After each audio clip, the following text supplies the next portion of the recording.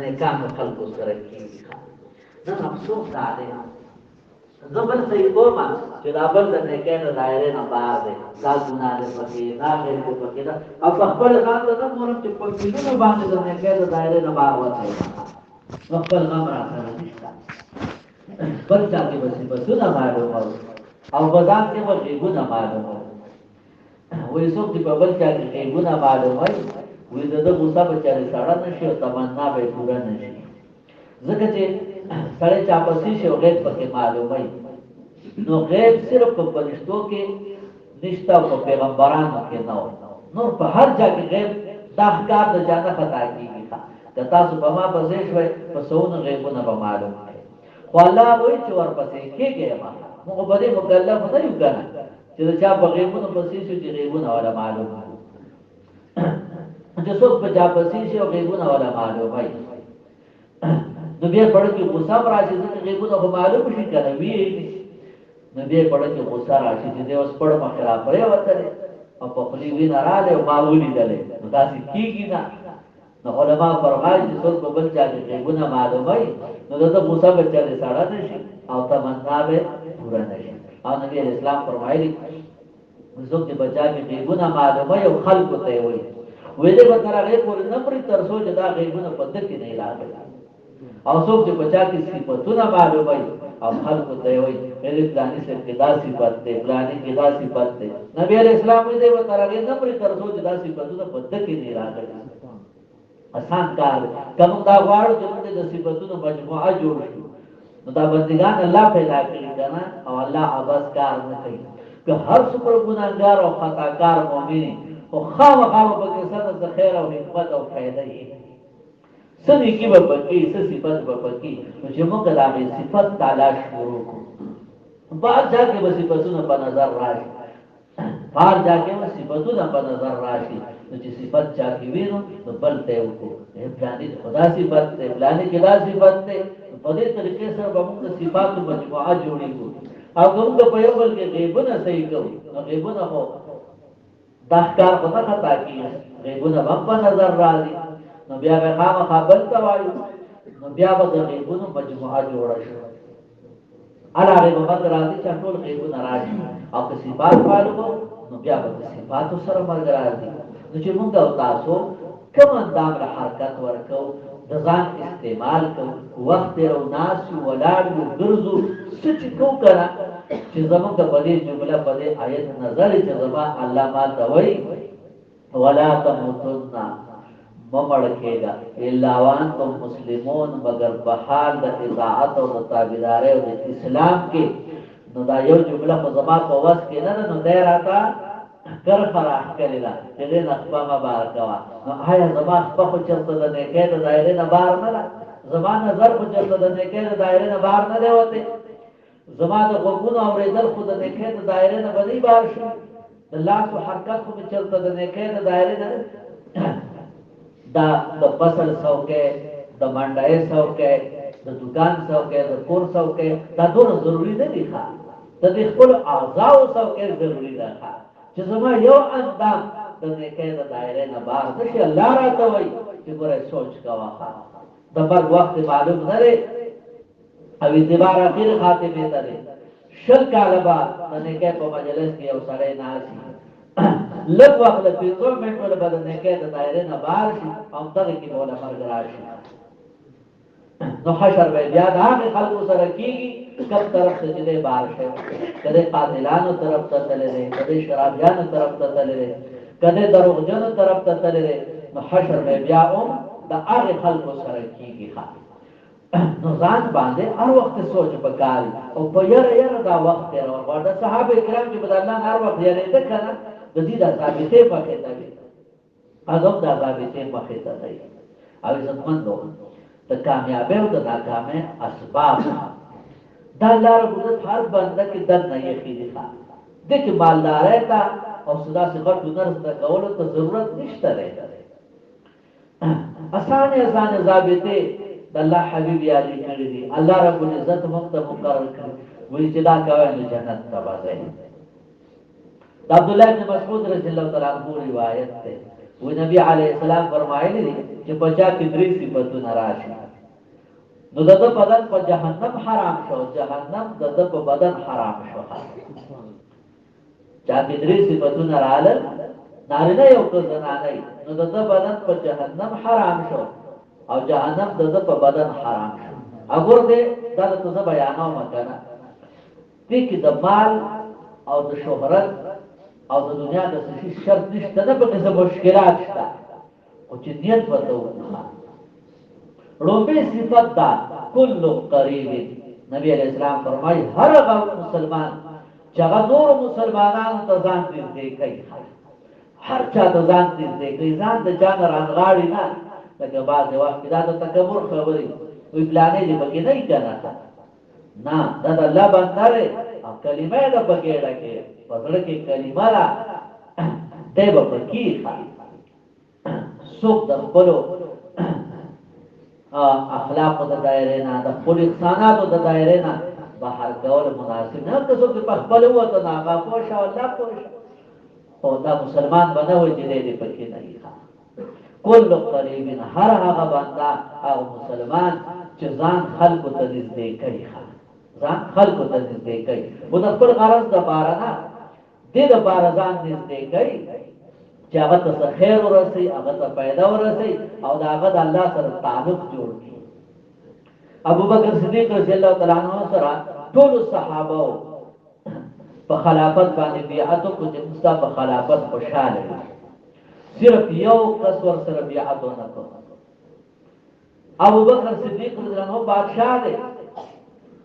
او شپږ میاشتې تقریبا مفسرین وایي محدثین شپږ میاشتې ابو بکر صدیق بسارو دا ملاقات کته او ماقام دا به د جماعت سره بیعت وکړه خو هغه خپل د محبت او ضرورت اظهار به سره کړ نو چې دا دې ډېر لړ راغی کنه هغه وته وایي ابو بکر وی ته دې له دې راځي چې تاسو سره بیعت وکړه ابو بکر صدیق وایي نه وې دې له نظم راځم چې ما سره بیعت دې له نظم راځم چې د ټول مسلمانانو ضرورت په دایره کې راځي نشي او بار ته پاتې نشي پتا خبر کېږي صحابه په یو بل خبر کېده او موږ یو بل نه خبر کېږو په دې کې څه نقطه ده ورسول چې چا نه خبر شي نو دا سره لنه ختم کی نو کا په ګناوونو کې نو په ګناوونو کې پرې کې په ظلمونو کې ظلمونو کې پرې دي ښه دا هغه سره بیا څه څه احسان نه دي او چې په یو بل خبر کېږو په یو بل خفقان دار چې زما د ضرور په اخلاق کمزوري دي ماته سپکه خبره وکړي یا زما سره ظلم وکړو او زه به معاف کما او دې حال کې نه پرې د نفس او شیطان طرف زما رور دي دا به دې اصلاح کوما چې د بد اخلاقي او د بد عادت پرې دې ټول چرته مرګ را نه شي دا به بیا صحه دي نن موږ د یو بل نه خبر کې کوئی ماته تر خبر وکړه ماته به مناسبه او باغ نه خبر کې چې دې به چرته دي تاسو دا پته ده یو سړی بل ته کنځل وکي نو چې چاته وکړو نو زموږ په نظر کې هغه موبایل کې پلانې وی عزت راکړه دا غلطه خبره ده دې کنځل باندې الله غلط سزا نه ورکړي چاته چې کړی دي هغه سزا ورکړي الله غلط سزا نه ورکړي غلط په بدله ورکړي سزا کې خدای مبتلا عذاب خطر په ځان لازم نو دا وایي چې پلانې به عزت کو تا ځان توګه کول دي نه ځان به عزت کوه دې الله په نظر کې سپک شو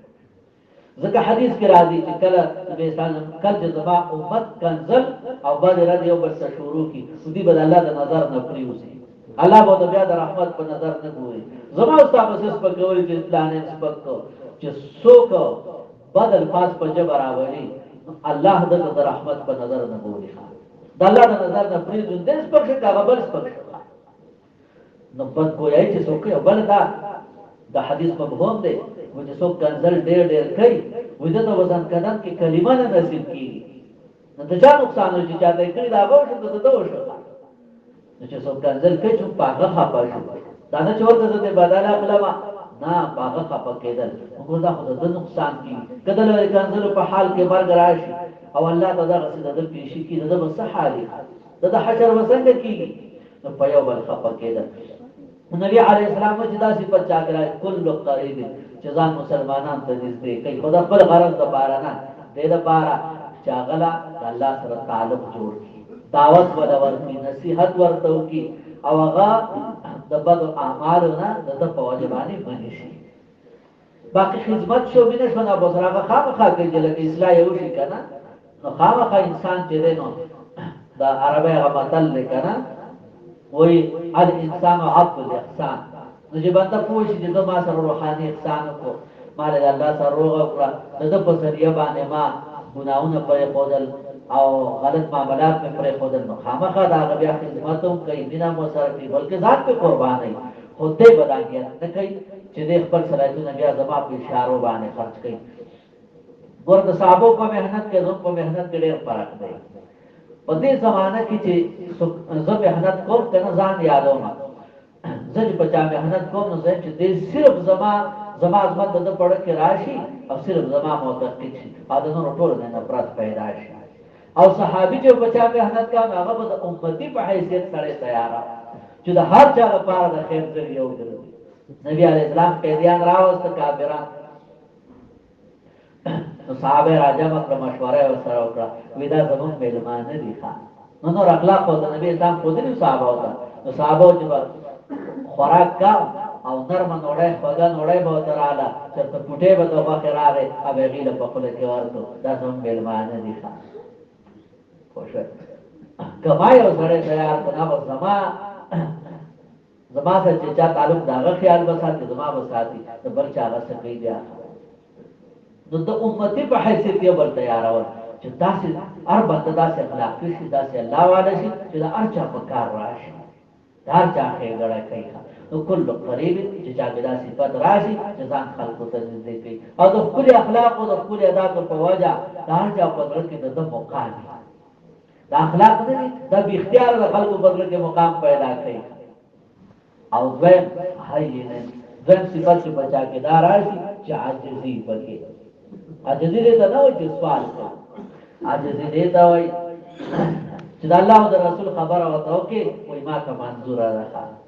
د دې خلاف مې چې څه کړي توبه مې ده بیا به نه کوم. ما ته پته نه وه چې الله داسې وي، د الله رسول داسې غواړي، نو سمدستي تابعداري کوي. عمر رضی الله عنه په مخ کې چې به چا وایي اتقوا الله، الله نه ویریږي، عمر رضی الله عنه به سمدستي په سجده پرېوت. نو د الله او د رسول خبره تسلیمه چې راورسي ورته یو خبره شوه. دویم چې دا ټول مسلمانان د ځان نه ښه ګڼي، ټول مسلمانان دا د ځان نه ښه ګڼي او ځان د دې نه لاندې ګڼي چې زه هېڅ هم نه یم، او دا خو ډېر ښه خلک دی. نبي علیه السلام کې څومره عاجزي وه. ګوره د دواړو جهانو سردار دی، په اشاره باندې انور او سپوږمۍ راکوزېږي. الله تعالی ورته فرمایي وایي که مالداري غواړې نو دې غرونو ته اشاره وکړه چې سره درته درته جوړ کړه. نبي اسلام وایي نه، زما د غریبۍ ژوند خوښ دی. نبي اسلام د غریبۍ انتخاب کړی. نو څومره لوی مقام دی. روپۍ واده چې کې روپۍ، نو هغه بیبي چې د 15 کاله مشره هم ده او کونډه هم ده، هم کونډه هم 15 کاله مشره. که نن چاته ووایي چې یاره د پلانۍ زنانه سره ستا رشته کومه، خو تا نه 15 کاله مشره ده او کونډه هم ده، نه به ورته غاړه کېږدي، هغه به څومره الفاظ استعمال کړي. وایي بچا خو زما د نیا په ځای ده، هغه خو زما د مور په ځای ده، لکه څومره الفاظ به استعمال کړي. نبی علیه السلام ته چې کله استاد راغی، وی یا رسول الله، وی خوښه دې نه ده چې خدیجة الکبرا سره د رشته وکړو. اوږده واقعه ده، زه ټوله نه بیانوم، صرف هغه عجز بیانوم. خو نبي علیه السلام ورته ډېر په عاجزۍ سره وایي، وی خدیجه به ما ته غاړه کېږدي، ما به قبول کړي. ګور چېرته د الله حبیب ته وګوره، او زنانه کونډه ده، هم د 15 کاله مشره ده. نبي اسلام د 35 کالو دی، خدیجة الکبرا د 40 کالو ده، نو کونډه هم ده او 15 کاله مشره هم ده. او نبي علیه السلام څه وایي؟ وایي ما ته به غاړه کېږدي، ما به قبول کړي. دومره عاجزي ښه. مدینه کې یو لیونۍ زنانه وه چې نبي اسلام به کله ولیده. نبي اسلام خو چېرته بوزګار نه و. موږ او تاسو چېرته نه اوسګار یو، د دواړو جانو سردار دی، د پیریانو د بنیانو د ټولې دنیا پیغمبر دی، ټولې دنیا ته دین رسول دی، بس اوسګار شوی. خبرانه او د الله سبه ونیو ای به زما د غځای کې کار دراخ کې به نبی اسلام ورپسې روان شو دا به نه چې ما پرې دا ای به دا غځای به کار دې چل د بلاړو نو به نه دې کې نه دا غلطه کړي چې ترڅو باغې نو پرې ته هغه به نبی اسلام ته نه راځه چې به پرې خو د مجابت راځي موږ به خدا سو چې تبته دې باندې د دې سړیا د دې زنانه دماغو کې فرق دی نو بل چاله موازو کړه لیوانه دې ځان ته وباس ځان ته خلاص کا نو خیر تاسو ګناه نه چې سره ته لاړ شي د نبی اسلام د اجازه ته ولای کنه نو نبی اسلام دې دویم صفات پچا کې دار راشي هاي نه چې عجزي بکی چې زه خو هیڅ نه ما دا ټول خلک دا ټول مسلمانان زمانہ خدي او درې سهل چې بچا کې دا صفات راشي چې خلق ته ثاني پیدا کوي کسه بشری او ته ملاوي پای خلق ته ثاني راوي ک چرته پټې دې خلک هغه نه چاپیر چورلې ولري او د په پټیو ته لنډ لار جوړې دي دې ګورزما دې رونو ته تکلیف دی والله مال پټې راکړې ورګه ثاني او تراوله په پټي ولا لار ورکو د خپل کاندر کې ولا لار ورکوما یو بټ راوته خلکو ته تکلیف ده د خپل کور نه کټ کوما دې غیوت برات الله په جنت کې راځي فرشتوں کے بسانی کو معاملاتوں کے بسانی نبی علیہ السلام فرمائی سب جو زبا کو امت مشکلات راولی اللہ دې دې په مشکلاتو کې گیر کی ګوردا انسانان دا مسلمانان د الله بندگان په دې الله خپکی چې سپه ساتلې کنه په بنا باندې اسو کې بغټ ویلي هغه مالک چې راوځي نو ځکه کوي کنه کوي څومره باندې راځي تاریخ ما بستی ولې گزارو حالانکه دا ته پیدا کړي خو نه ده او صرف ساتلې او الله تعالی دا انسانان پیدا کړی دي او دې اشرف المخلوق وایي د بیت کلمه نصیب کړی د مسلمان ته نو چې د دې عزت سو کوي د تسبق الله په څومره خبر کیږي ښا نبی علیہ السلام ته څوک زما امت ته مشکلات پیدا کړي سختی و تراولی ګرانی و تراولی الله دې په سختۍ کې مبتلا کړي الله دې په دې مشکلات راولي اځه څوک زما په امت ثاني راولي الله دې په دې ثاني راولي چې څوک چې په ما دې ثاني راشي بل ته دې ثاني راولي نو چې موږ کوشش کوو چې زما په وجه نن څوره کسان ته ثاني راغله پرون څوم راغله نن څوم راغله دا سبب څوم راکو چې سواسي دې چا په سواس کې چې هغه چې ار یو بندا خپل کوشش کوي چې بل مسلمان ته آسان راځي چرته به څوک په مشکلاتو کې پاتې دومره الله تعالی ناراضه کیږي په سختۍ راوستو باندې وې څوک چې سلوي خورد احتکارو کې دا حدیث دی مفهوم دا څه دی سلوي خورد احتکارو کې احتکار دی ته چې غلوالی او په دې نیت کې دي چې ګران شي بیا به خرڅوما د چا چې غلواغه سلوي خورد په دې نیت کې خو د ګران شي بیا به خرڅو او سلوي خورد پس ټول خیراتي ورکړه نو نبی رسول الله دې سلوي خور وځو د ګناه کفاره د صدقه شي ګرځېدل ټیک د خیراتي ورکړه خدا سلوي خورد په خلکو تکلیف تیر کړه دا د سلوي خورد د ګناه کفایت ولا نه کوي بګار چې کوم د ډیر وخت ګټه دا دیو کی خلکو ته مشکلات نه جوړي دومره په نبی اسلام د امت متعلق وصیتونه کړی په کتابونو کې لیکلي دي او چې باندې چې خرڅول بازار ته سروړي نو د بازار سره د مخې له نوځي چې لکه ته ساده ارزان په خرڅه ازید له ګران خرڅو ویډیو له ګران خرڅه پر دا هغه د پټي مال له کور مال چې په ارزان خرڅ کړي غیبه مرزان خرڅ د مشکلات راوړي نو یو بل ثاني راوړي نو نبی اسلام فرمایي ساخله دریم صفات چې مسلمان کې دار راشي چې ثاني راوړي سور اوسې کېږي بس ثاني راوړي چې دا لاس سره راځي اسانه یې کاغه روغ کوي کاغه رشتہ کوي کاغه د لارې مسلې کاغه د مخبرې مسلې کاغه د روړې د ځوالې مسلې ارسه د کوشش د آسان بیمار د څو مرض کې ګیر دی ولا پیسې ورته آسان پیراله د ډاکټر له بہت آسان پیراله دوه کسو له روغ او کړه آسان پیراله چې کله څو مشکلاتو کې ګیر د هر څه چی او دته څو پرواز کې آساني او تراولي نو نبی اسلام چې د درې صفاتونو بچا کې رااله چې ځان خلقو ته نږدې کوي د خلقو سره مینه کوي او د خپل اخلاق په وجه د خلقو زړونو ته هم دې نږدې دا یو صفت دویم چې عاجزي پکې عاجزي ما تاسو سوال کول دا نه وای عاجزي دې ته کپڑے دې مخ په لیا غوډه چې سور ول الله واس ورکړي او خوراک دې داغه مناسب کې گاډ دې ماغه ساتي کو وړه کې دې ځان وړو کې حساب وي او د نور مسلمانانو مقام دې وړه کې وي حساب او درې چې اساني راوړي عاجزي او اساني تدریس په دوه چا کې رااله نبی اسلامي د جهنم ور په حرام شو او د بدن په جهنم حرام شو